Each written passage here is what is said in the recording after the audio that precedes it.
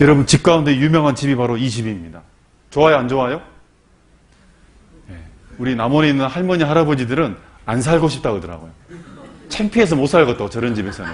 무슨 공 속에서 사는 거냐.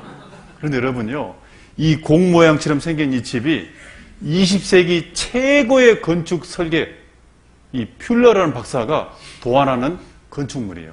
이게 왜 대단한 거냐면, 가장 적은 재료로 가장 넓고 안전하게 지을 수 있는 집입니다. 근데 이게 그냥 나온 게 아닙니다. 결과적으로 보면 공처럼 생겼다라고 생각하지만 그냥 나오는 게 아니에요.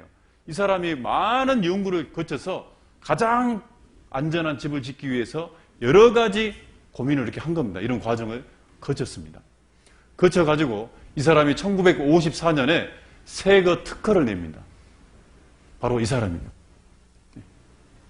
퓰러 박사입니다. 제가 만들었어요. 세거 특허. 여러분, 특허란 것은 자기가 최초로 한 거예요? 최초가 아니라는 거예요? 그래서 이 돔 모양, 공 모양의 집을요, 박물관이라나 어떤, 그래서 우리가 박람회 할 때, 지을 때는 이 사람에게 프리미엄을 다 넘어가야 돼요. 왜? 이 사람이 도안했기 때문에 그래요. 세계 특허를 받았기 때문에. 그런데 놀라운 게 뭔지 아세요? 어느 날, 이 사람이 지은 것이 최초가 아니에요. 그런 집을 처음부터 짓고 있는 생명체가 있어요. 바로 이겁니다. 이게 뭐처럼 보입니까? 또 어떤 분은 또 알약이라고 하더라고요. 그렇죠. 알약, 마이신이죠. 예, 예. 그런데 이게 알약이 아니고요. 이게 대장균입니다. 여러분, 몸 안에 기생하는 균이라든지 바이러스 있잖아요. 이런 세균과 바이러스들이 집을 짓고 사는데 집 재료는 뭐냐면 단백질이에요. 단백질. 그 재료를 가지고 놀랍게도 공 모양의, 그것도 아까 정육각체와 정오각체가 있는 이 모양으로 집을 만들어서 그 안에서 살아요. 가장 완벽한 집 속에 지금 이 밀가루 하나밖에 안 되는 바이러스가, 세균이 이런 완벽한 집을 짓고 살아요. 이거 누구한테 배웠을까요? 퓰러한테 배웠을까요? 아닙니다. 처음부터요. 처음부터. 이런 지혜, 바이러스, 그 정말 작은 이 미생물 같은 바이러스가 이런 능력을 어디서 나왔냐 말이지. 이건 하나님이 각 동물마다, 식물마다 그 지혜를 주지 않으면 가질 수 없는 거예요. 처음부터 타고난 지혜예요. 유전된 거예요. 설계돼가지고 이루어진 거예요. 그 설계를 하신 분이 누구란 얘기예요? 하나님이에요.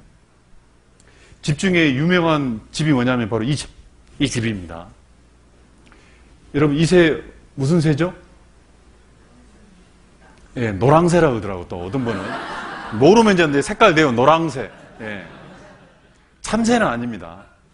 이 새가 왜 유명하냐면요, 이 새 때문에 이 조류학자들이 하나님을 믿게 되는 많은 계기가 됐어요. 이 새가 이제 새 종류가 배짜기 새입니다.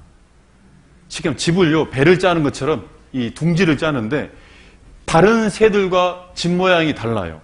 이 새 집이 바로 이 생겼습니다. 대부분은 둥지는 접시 모양이잖아요. 이렇게 그릇 모양이잖아요. 근데 여기는요, 이렇게 완벽하게 집을 짓는데 입구가 뭐예요? 밑에서 들어가게 돼 있어요.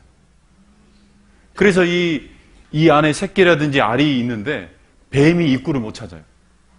이 새만. 입구 어딘지를 못 찾습니다. 날라서 밑에서 들어가야 돼요. 그런데 이 새를 가지고요, 이 영국에서 이 모리스라는 이 조류 학자가 실험을 한 겁니다. 실험을. 어떤 실험을 했냐? 자, 암놈하고 쑥놈이 있을 거 아니에요. 수컷하고 암놈이 있을 거 아니에요. 둘이를 결혼시켰습니다. 사랑하지 않아도 결혼시켜가지고 이제 알을 낳아요. 그러면 이 엄마, 아빠, 이 새들은요, 밖에다가 날려보내버립니다. 그럼 실험실에서 알을 이제 부화시켜요. 온도를 맞춰가지고. 알이 깨어납니다. 그 알 깨어난 또 암놈과 수컷을 또 결혼해! 그래가지고 또 알을 낳아요. 그리고 나머지는 다 보내버려요, 또. 또 그 알을 가지고 또 부화시켜요.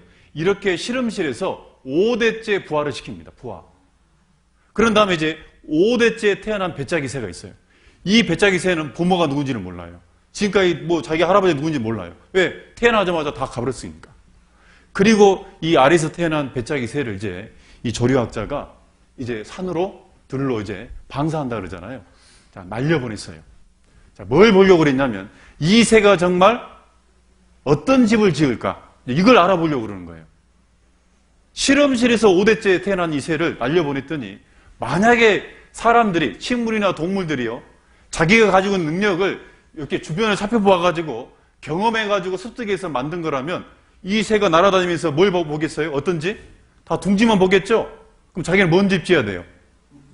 둥지를 지어야 되는데 한 번도 본 적이 없는 뭘 짓냐? 이 집을 지어요. 그럼 이 말은 무슨 말이에요? 배짜기 새가 이 집을 짓는 이 능력은 처음부터 뭐예요? 부모한테 배웠다는 거예요? 타고났다는 거예요? 처음부터 DNA 속에 유전 정보, 그 능력을 갖고 태어났어요. 누가 배워서 된 게 아닙니다.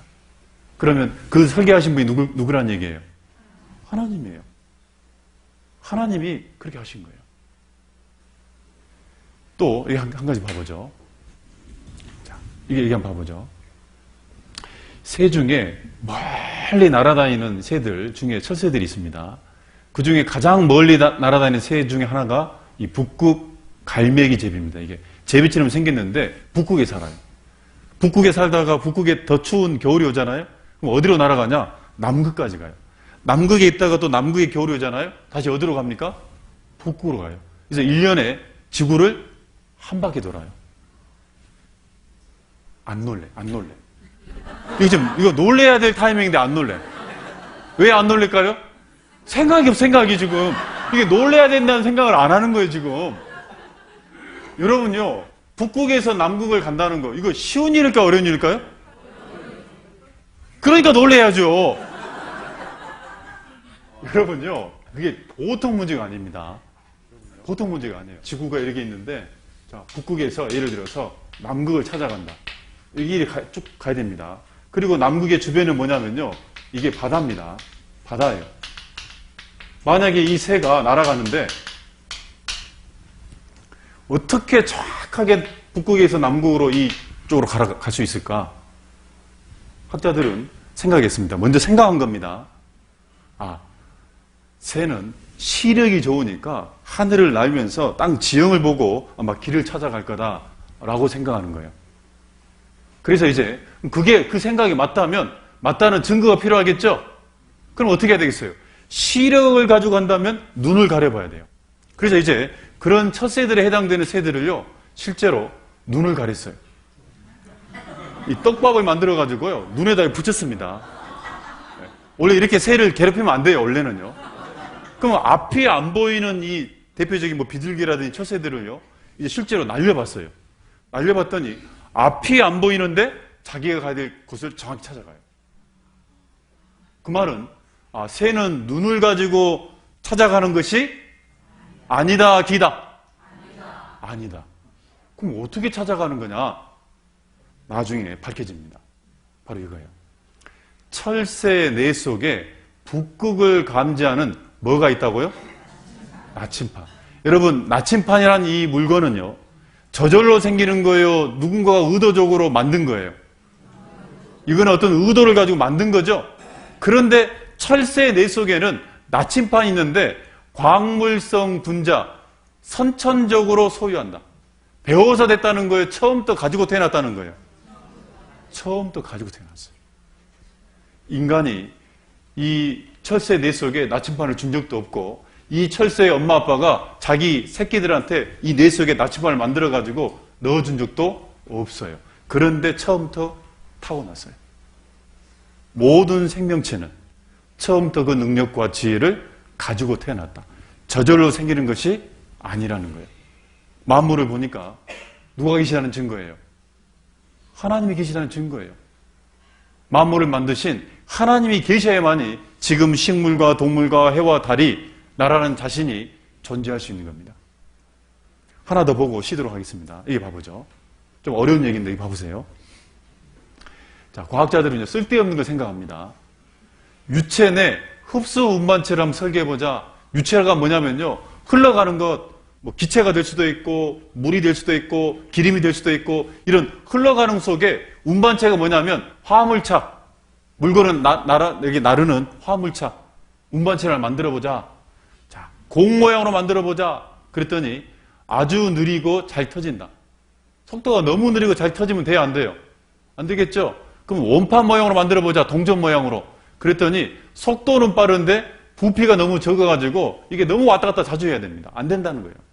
그래서 이제 미국의 이 하버드대, MIT 공학 박사들이 있잖아요. 연합해가지고 3년 동안 연구한 겁니다. 몇 년 동안요? 우리는 할 필요 없습니다. 3년 동안 연구해서 가장 올바른 완벽한 운반체를 설계했습니다. 이게 바로 알고 있죠? 공식. 여러분 다 알아요? 몰라요? 이거? 자, 일단요. 알고 있는 분 손 한번 들어보세요. 내려보시고. 아, 우리 부모님은 알 거다. 손 한번 들어봅시다. 우리 부모님은 알 거다, 이거. 여러분 부모님 알까요? 모를까요? 자, 이 공식에 의해서 이제 과학자가 3년 만에 운반체 모양을 만들고 발표를 했어요. 바로 이 모양이에요. 바로 이겁니다. 뭔가 보니까 이게 원판 모양인데 가운데 쪽에는 오목하게 들어가 있죠. 자, 이런 모양으로 만들어야지 가장 속도도 빠르고 가장 적절하게 운반할 수 있다는 겁니다. 그리고 이겁니다라고 자랑했죠.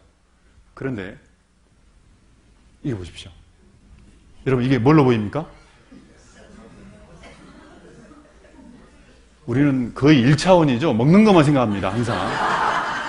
아마 이게 시장에 파는 옛날 도너츠라 생각할 건데 설탕 좀 뿌려져 있잖아요. 이렇게.